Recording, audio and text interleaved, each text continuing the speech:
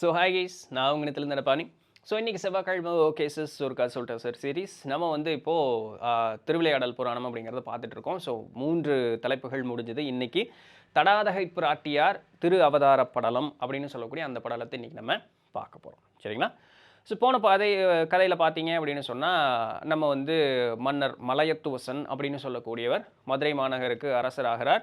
எந்த விதமான ஒரு நெறி தவறாமல் நெறியோடு நின்று, மனு தர்மத்தின்படி நெறியோடு நின்று அவர் செங்கோலேந்தி நல்ல முறையில் ஆட்சி செலுத்தி வந்துகிட்டு இருக்கிறார். அந்த மதுரை எம்பதி அப்படின்னு சொல்லக்கூடியது எல்லா வகையிலும் செல்வ செழிப்பான ஒரு நிலை அப்படிங்கிறதுல இருக்குது.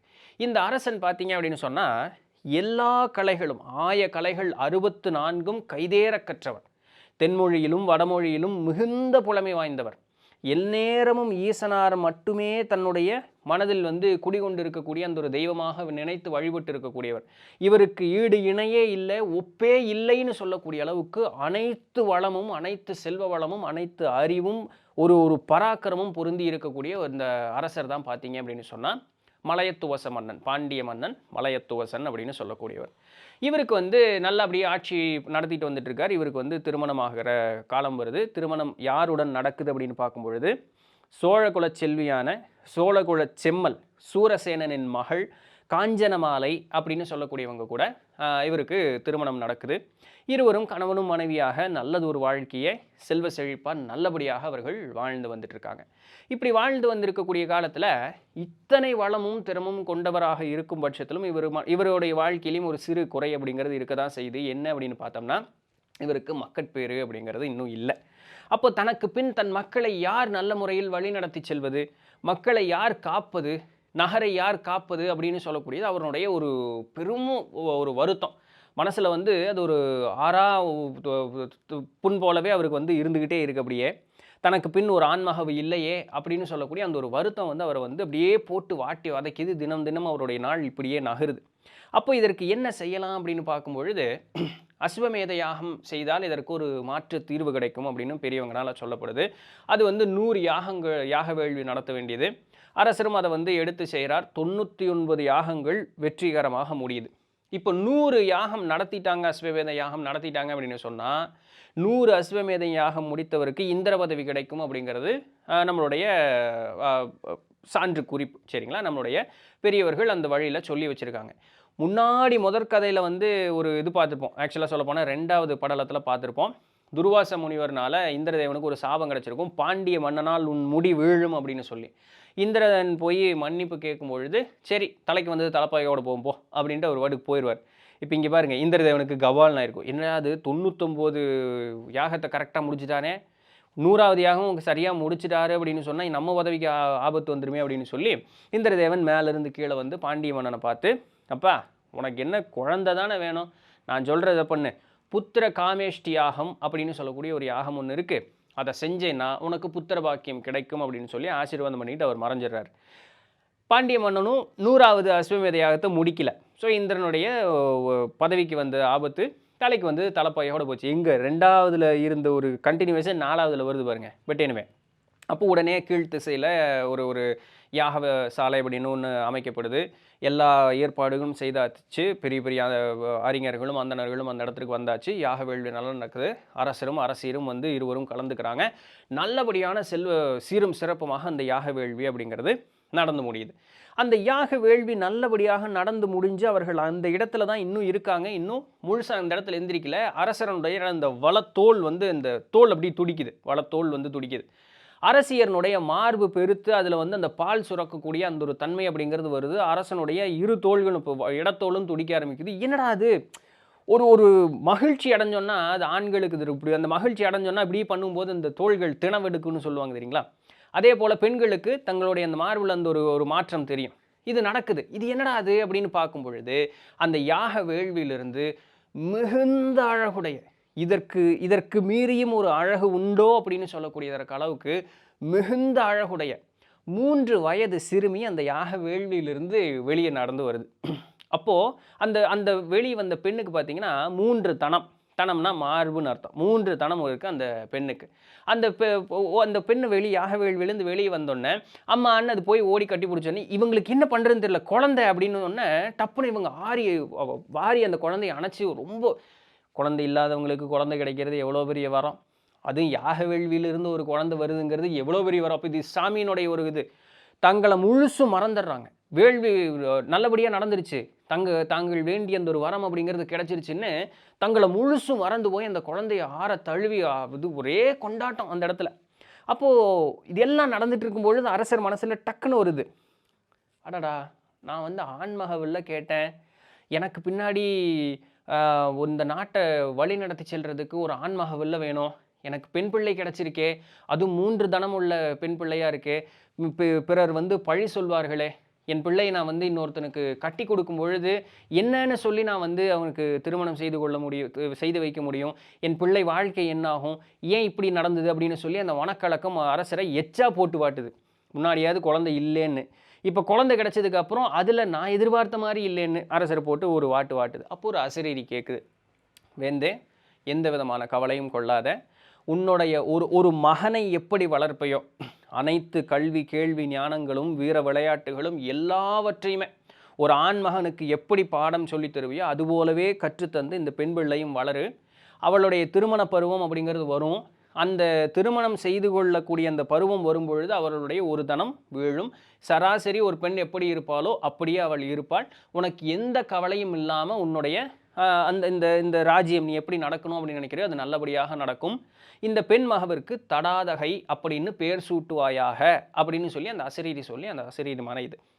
வேற என்னப்பா வேணும் ராஜாக்கு, வேணுங்கிறது எல்லாமே கிடச்சிருச்சே, அதுக்கப்புறம் என்ன சந்தோஷம்தான். அந்த குழந்தையை கொண்டு போயிட்டு நகரே திருவிழா கோலம்தான். 2 அந்த அவர்கள் வந்து யாகசாலையிலிருந்து நேராக அரசவைக்கு போகிறாங்க. சாலைகளினுடைய இருபுறத்துலேயும் மக்கள் வந்து கூடி நின்று ஒரே ஆரவாரம் செலுத்துகிறாங்க. ஒரே விழா குளமாக இருக்குது அந்த ஊரே. அப்போ ராஜா போய் எல்லாம் அரண்மனைக்கு போய் குட்டி 3 வயசு குழந்தை தானே, குட்டி பிள்ளை. அப்போ அதுக்கு வேணுங்கிற எல்லாம் அலங்காரம்லாம் பண்ணி குழந்தையை தூக்கிட்டு திருப்பியும் சாமி கோயிலுக்கு போகிறாங்க. சாமி கோயிலுக்கு போய் அங்கே இருக்க சாமி சொக்கநாத பெருமாள்கிட்ட வேண்டி வணங்கி அப்படியே அரசர் வந்து கண்ணீர் மழை நிற்கிறார். உங்களுடைய திருக்கருணை தான் அப்படின்னு சொல்லி அந்த இடத்துல நிற்கிறாரு. நின்னோடனே இப்போ குழந்தை கிடச்சிருச்சு. இன்னிதான் மக்களுக்கு ஒரு ஜாலி. பொண்ணு என்ன பொருள் என்ன எல்லாம் வாரி வழங்கு, கஜானா ஓப்பன் பண்ணு, கொடு, எல்லாத்துக்கும் கொடு, பொண்ணும் பொருளும் வாரி வழங்கு, புலவர்கள் எல்லாம் வர சொல்லி எல்லாருக்கும் பொன் பொருள் எல்லாம் வழங்கு எல்லாத்துக்கும். பிற நாட்டு அரசர்கள் எல்லாம் நம்ம கைது செய்து வைத்திருப்போம், அவர்கள் எல்லாத்தையும் விடுவி, அவர்கள் எல்லாம் பொன்பொருள் கொடுத்து மிகப்பெரிய ஒரு மரியாதை செலுத்தி முழுமையான பாதுகாப்போட அவர்கள் நாடு வரை சென்று அவர்களை மரியாதையோடு விட்டுட்டு வாங்க அப்படின்னு சொல்லி கட்டளைகள் பிறக்கப்பட்டுதான். பிறகு அரசரில் சிறையில் இருக்கக்கூடிய எல்லா கைதிகளெல்லாம் விடுதலை செய்யப்பட்டார்களாம். 7 வருடத்திற்கு மக்களுக்கு வந்து எந்த விதமான வரியும் கிடையாது அப்படின்னு சொல்லக்கூடிய ஒரு ஆணை பிறப்பிக்கப்பட்டதான். மக்கள் மீது ஒரு சில கடுமையான வரிகள் இருந்திருக்கும், அந்த வரிகள் இனிமேலே கிடையாது அப்படின்னு சொல்லக்கூடிய ஆணைகள் அப்படிங்கிறது பிறப்பிக்கப்பட்டதான். கோயிலெல்லாம் வந்து ஏதாவது சின்ன அந்த இப்படி ஒரு சின்ன வேலையெல்லாம் இருக்காது, அப்புறம் பார்க்கலாம்ப்பா அப்படின்னு எல்லாம் வச்சுருப்பாங்க இல்லையா, அதுபோல் இருக்கக்கூடிய எல்லா கோவில்களும் முழுமையாக புறணமைக்கப்பட்டு எல்லாம் செல்வ செழிப்பாக மாற்று எல்லாத்தையுமே அப்படின்னு ஆணைகள் பிறப்பிக்கப்பட்டதான். அப்போ நகரே வந்து ஏதோ திருப்பியும் ஒரு புது நகர் உண்டானது போல் இருந்து தான் அந்த நகர் முழுக்க.